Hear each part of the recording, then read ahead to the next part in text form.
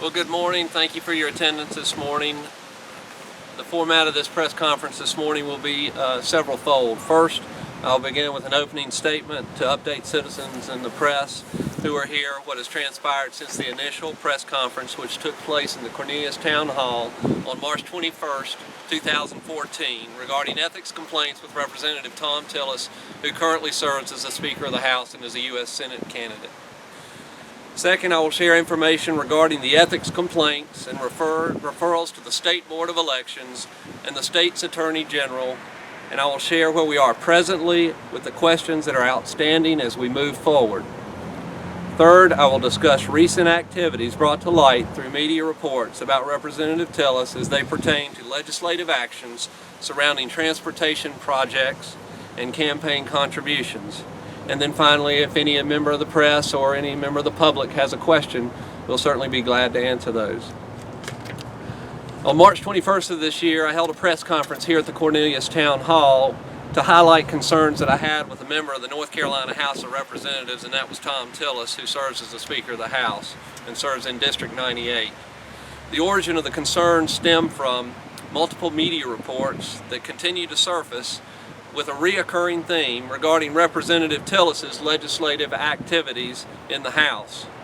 The reoccurring theme, which I will discuss in a minute, surrounded the legislative activities while serving in the capacity of a House representative as well as the Speaker of the House. The nature of the questionable activities was concerning enough that I felt that as a citizen and a former legislator, I believed it was necessary to take action so that Representative Tillis's legislative activities could be further scrutinized in a formal and credible investigative setting. I thought that the setting would be most appropriate with the State Board of Elections, with the North Carolina State House and Senate Legislative Ethics Committee, as well as the State Attorneys General, which I've referred to all of these ethics complaints and turned them over to them. I filed 4 separate ethics complaints regarding his legislative activities as referenced by state and local media reports and submitted them to the Ethics Committee via certified mail. Also, documentation of the Ethics Committee was forwarded to the State Board of Elections and the Attorney General so that they could look more closely at the matter with a formal request to investigate the circumstances surrounding campaign contributions as they relate to substantive legislative actions taken on behalf of Representative Tillis in his role as Speaker of the House. The subject matter of the ethics complaints were as follows, and I will go through briefly all 4 of them. Ethics Complaint 1A pertained to the question of ethical lapses by the Speaker of the House, Thom Tillis, who is a Republican, which revolved around state-level appointments to the UNC Board of Governors, in which the Republican caucus had denied his choice appointee that Representative Tillis put up for consideration. The appointee was overwhelmingly turned down by the State House caucus. When questioned by the caucus as to why he adamantly supported and was in favor of this appointee, according to media reports, Representative Tillis stated in his own words, "He has personally sponsored events for me or the caucus in Charlotte, Raleigh, and Wilmington, and I would estimate he is directly responsible for more than $100,000 in financial support through personal contributions to my campaign committee." According to a representative who currently serves on the House Standing Committee on Ethics, Representative Michaud, he was quoted in an article as saying, "It sure sounds like pay to play to me." Representative Tillis's spokesman, Jordan Shaw, said of the appointments that Representative Tillis was merely surrounding himself with supporters who shared his vision.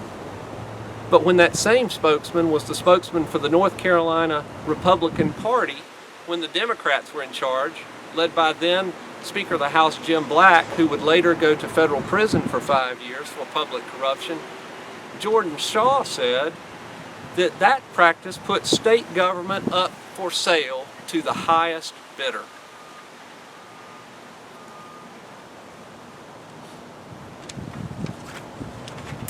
State government up for sale to the highest bidder.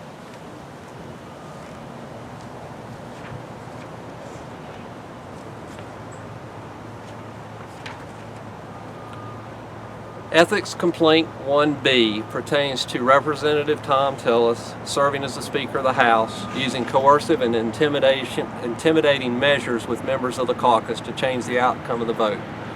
It was a question put before the Ethics Committee. Did he use coercive measures? And according to him, this supporter was responsible for over $100,000 in financial support to his campaign committee. Ethics Complaint 2 moves towards and refers to the question, was it unethical for Representative Tillis to suggest aggressive physical violence towards other members of the House of Representatives for not voting the way he wanted them to vote? According to media reports, Representative Tillis was quoted as saying, if you want to go after an individual member for saying something stupid, gut punch them.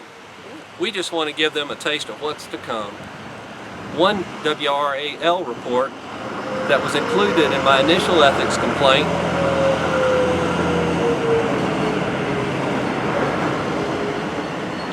understood the Speaker to state, gut punch him, hit him in the jaw, doesn't matter to me. Ethics Complaint 3 referred to the question, was the aggressive treatment of an individual fellow lawmaker, Representative Robert Raleigh, a Republican from Iredell County and member of Representative Tillis's caucus, by the Speaker of the House, unethical? The incident cited in this ethics complaint revolved around Representative Tillis while serving as the Speaker of the House, according to a documented account, which was read into the House Journal and made a part of the permanent record of the House proceedings, in which Representative Raleigh states that Tillis stormed into his office, slammed the door, and stated that he had a business relationship with Time Warner Cable Company and not to pursue legislation that would make way for competition for Time Warner Cable. Representative Raleigh was subsequently censured from the Republican caucus and was defeated in a Republican primary. His opponent spent approximately $95,000 for his campaign versus Representative Raleigh $9,000. Ethics Complaint number 4 referred to the question, is it unethical to use coercion or intimidation of a fellow lawmaker, in this case Representative Larry Pittman from Cabarrus County, who was also a Republican? Additional ethical consideration, did the Speaker of the House interfere with the working relationship between Representative Pittman and his constituents by blocking his legislation?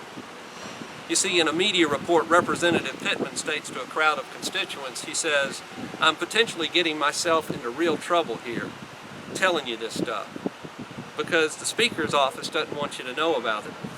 So I'm in trouble right now, because I'm sure it will get to him. I mean, none of my bills will go anywhere, but they're not going anywhere anyway. So that's the kind of things that's happening. It really amazed me.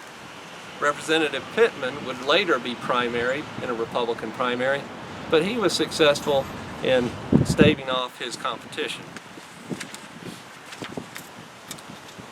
I filed these 4 ethics complaints with the State Ethics Committee, and the response that I got back was a little concerning. A little concerning, and perhaps as citizens you should be concerned too.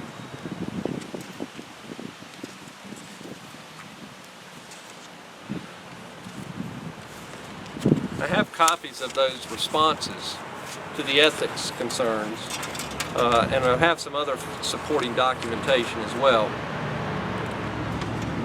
Unfortunately, I learned recently that, and I want to share with you the tone when a citizen comes to share grievances with their state government over perhaps wrongdoing and ethical concerns.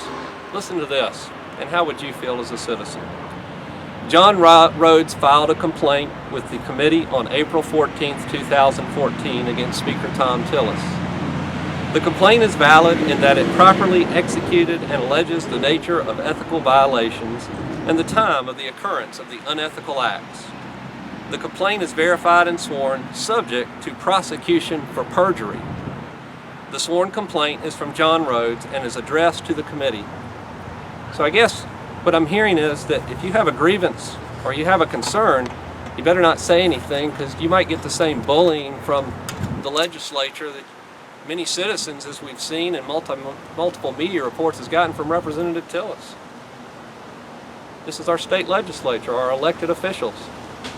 Why would they have that attitude towards us like that? There are more questions than answers now ever than before surrounding the legislative activities of Representative Tillis. Unfortunately, I learned recently that the 4 ethics complaints that I submitted to the State Ethics Committee, they never called the witnesses that were cited. It's kind of like somebody saying, hey, I saw the guy rob the bank, or I saw the deal go down, but no one was ever called to testify. In the same situation here, in these ethics committees, the witnesses that had key knowledge about these ethics complaints, they just never bothered to call them. So how are we as citizens to believe that any of these ethics complaints were taken seriously or even investigated at all? For instance, Representative Raleigh and Representative Pittman, they weren't contacted. Based on them not calling key witness to get to the bottom of the ethics complaints, there are now more questions than ever. So is the Legislative Ethics Committee telling us that it is ethical to sell state government to the highest bidder?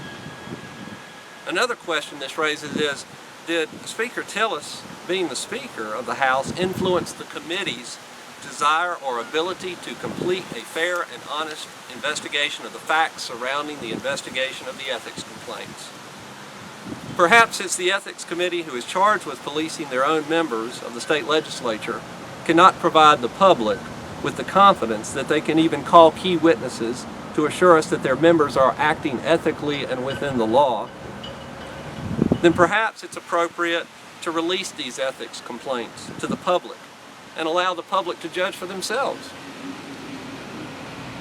Allow the public to judge for themselves if Representative Tillis has acted in an unethical manner. When I served in the State House of Representatives, I saw a lot of public corruption. Some may recall there were repeated pleas to the press and the government officials to look more closely at legislative activities of then Speaker of the House, Jim Black. Few were really paying attention, which only encouraged more acts of corruption. As a result, our state had to go through the national embarrassment of witnessing the Speaker of the House report to federal prison for public corruption.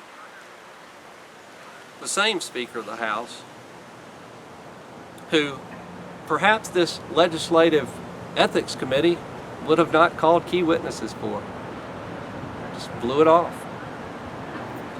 What is especially disconcerting to me is that the Ethics Committee failed to do even the basic of investigative measures and oversight, something that is so simple. Just call the representative in and ask him a question, ask him to write a statement.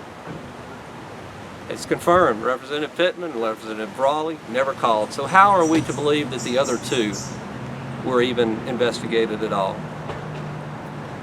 What I'd like to do with you, share next as we go on, as we move further here, is I'd like to share with you concerns about what could be unethical activities concerning the I-77 toll lanes.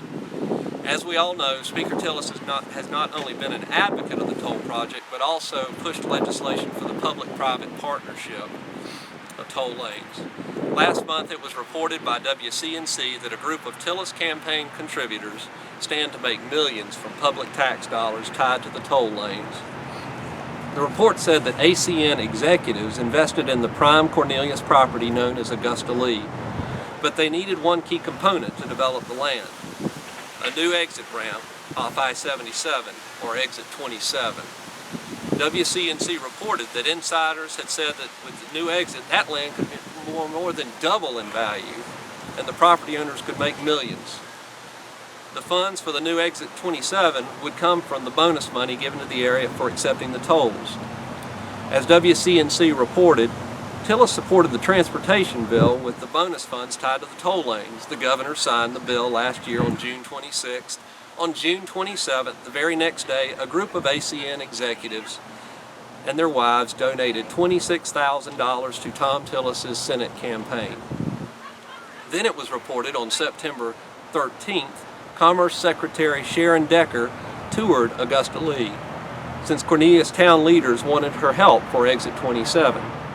According to WCNC, after she indicated there was hope for support, Then on September 18th, 5 days later, a company called TC Investors donated $25,000 to the super PAC Grow NC Strong, which backs Thom Tillis for U.S. Senate. It's this kind of legislative activity that appears to be tied to donations that has led citizens to distrust our government and question what is really motivating Speaker Tillis to push for toll lanes against the wishes and desires of North Carolinians and his constituents. On Monday, going forward, I plan to file a 5th ethics complaint regarding what appears to be pay-to-play between the Augusta Lee property owners and Speaker Thom Tillis.